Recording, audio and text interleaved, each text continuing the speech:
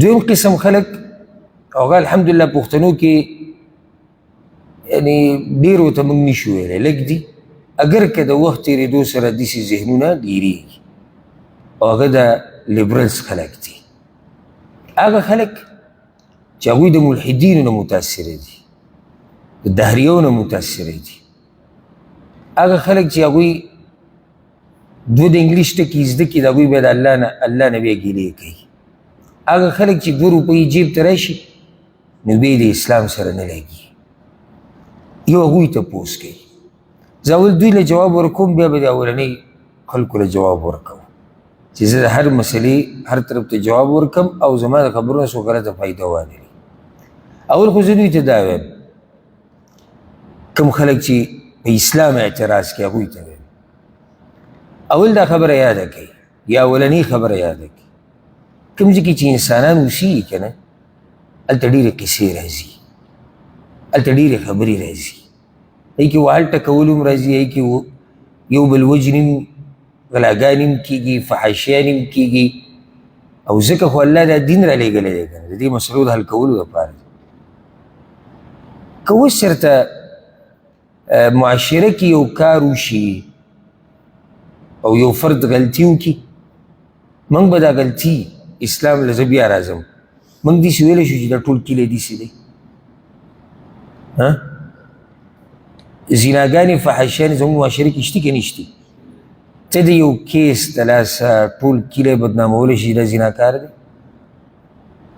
یو سړی ته ولې د سود خوري ته داسې ویلی شي چې دا علاقې والا ټول سود خور دي نه یو سړی دې ولیدو هغه راولګېدو بل یې مړ کړو ټول علاقې والا ظالمان دي نه دغه شان هر مکتب فکر زه ګوره صرف یو مکتب فکر هم نه یادوم هغه خبره پراخه ده هغه هر مکتب فکر والی هغوی یو کار غلط وکړي او خپل نسبت هغه دیني جامع په ځان اچولې ده او کار غلط وکړي موږ به اسلام بدنامو موږ مسلمانان یو ټول دروغ زموږ معاشره کې شته که نشتي آیا اسلام موږ ته دروغ ویل ښوولي دي زموږ معاشره کې ظلم ښه د اسمان سره خبرې کوي آیا موږ ته اسلام ظلم ښوولی دی زمونږ معاشره کې پردي حقونه خوړی کېږي آیا اسلام موږ ته ویلي چې پردی حق خورئ زمونږ معاشره کې یو زه پسې کومه خبره تا ته اسلام خوري بلکې اسلام خو به تا باندې رد کړی دی ستا په دې کار یې رد کړی دی چې دا کار ستا غلط دی ته اسلام خو نشي بدنامولی ها وی نه جي جامع د مولاو یا د قاریو زه به د مولا او د قاري خبره پرېږدم ما ورته ځان ته مسلمانان نه وایو موږ جامه د اسلام نه راچولې بیا موږ نه کوتاهیانې او غلطیانې کېږي موږ هغه فرد به یادوو چې دې سړي دا کار غلط دی ځکه مشهوره خبره ده چې ګیري والا غلا کړې ده که موږ دا جمله داسې بدله کړو چې غل ګیره پرېښودې ده جمله بدلیدی شي هلته چې د یو سړي په زړه کې اسلام ته پرتی که نه دی وړه وړه خبره پسې ګرځي په وړې وړې خبرې پسې دویمه مسله دا قسمه کیسونه دنیوي تعلیمي ادارو کې نه راځي راشه زه ته ویډیوګانې وښیم په سکولونو کې ماشوم یې راګیر کړی داسې وایي چې سمې وایي مخکې ورځو کې یونیورسټۍ پروفیسر نیوی شوی و چې د 100 جنکو تصویران ورسره وکړی 4000 د 4000 جنکو 4000 جنکو نمبرې تصویران هغوی نه یې ویډیوګانې کړي په دې بلیک میل کوي بیا موږ دا نه وایو چې دا اداره ټوله داسې ده د ظلم دی خو موږ وایو په دې اداره کې داسې خلک شتي چې هغوی به غلطه روان دي او زه تاسو ته تپوس وکړم خصوصا دغه چې اسلام نه خفه دي والعیاذ بالله الله دې د دوی د زړونه ښه خفه کړي چې ټکو کې وچ وي دا څه پروا نه لري چې پلانی خفه دی او الله نه خفه دی زه تاسو ته تپوس کوم دا یاراني او دوستاني دا په دې کالجونو او سکولونو کې او په دې کې نه کېږي دا هلکان او جنکۍ چې کوي که چا دا ووایي چې دا نه کېږي که نه یا خود دی بالکل د دنیا نه نه دی خبر چې ته کوی کې پروت دی او یې په زور ځان کم عقل کړی دی. دا جنکۍ چې تختولی کېږي او دا لیڼونه چې جوړېږي او دا هلک چې خپل لاس په چاړه باندې وایي نومونه لیکي او مرۍ وایي ځان وجني او ټوپک رالي ځان وجني او خودکشي کوي زما پلانې خوښه پلانې د اکثر مسلې دې ځینې شروع کېږي.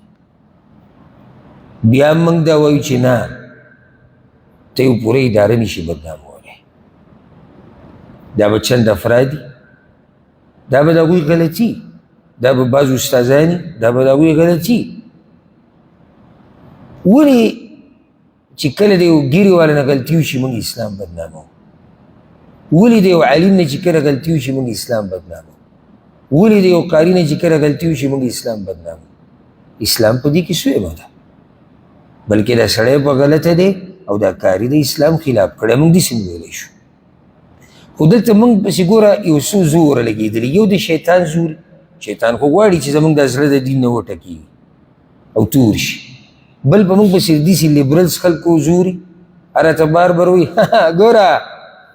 ګوره که نه تا چې یې ګیرو والا ګوره دا خبرې په مخه تاویږي را تاویږي زموږ ذهن کې، بل طرف ته شیطان لګي، بل طرف ته هغه انسان هغه جذبات نه کله بې کنټروله. لکه اوس که ماته کې ما چې پخپله دې ماشوم دا ویډیو ولیده ما چې یاره څه وکړم اوس چې سړي سره علم نه وي شیطان د باندې لګیا دی او بیا دا خلک چې اسلام نه خفه دي هغوی په تا زور راوستي او ورسره ستا جذبات هم داسې شي او څوک د ښودنې نه د خبرې د وضاحت نه. لازم انسان د خولې نه هغه څه وځي چې هغه د شریعت خلاف وي. په دې مسله خو پوه شوئ او زما دا پیغام د دغه خلکو دپاره دی چې داسې قسمه خبرو د لاسه اسلام پسې خبرې کوي او پوه شه چې دا سړی د اول نه په زړه کې پرته وه خو څه یې لټول. لکه ګوره اکثر د خپلوانو په دې منځ کې دا کیسې راځي. یو کس دی زما سره نه لګي خو ما کې څه پیدا نه کړو چې دی په سره ونیسم نو دی به اوس څلېرویشت ګنټې ما ته په څوکۍ که معمولي زما خپه وښویېده که نه نو دی به ما ته خبره کوي تا بله ورځ اصل کې د ده ما څه د مخکې نه په زړه کې پرته وه خو څه یې په لاس نه ورکړو. د دې خلکو اسلام ته په زړه کې پرته د مخکې نه خو څه په لاس نه ورځي چې څه معمولي غوغا جوړه کړي. اوس راځو د دغه جاهل انسان دې کار له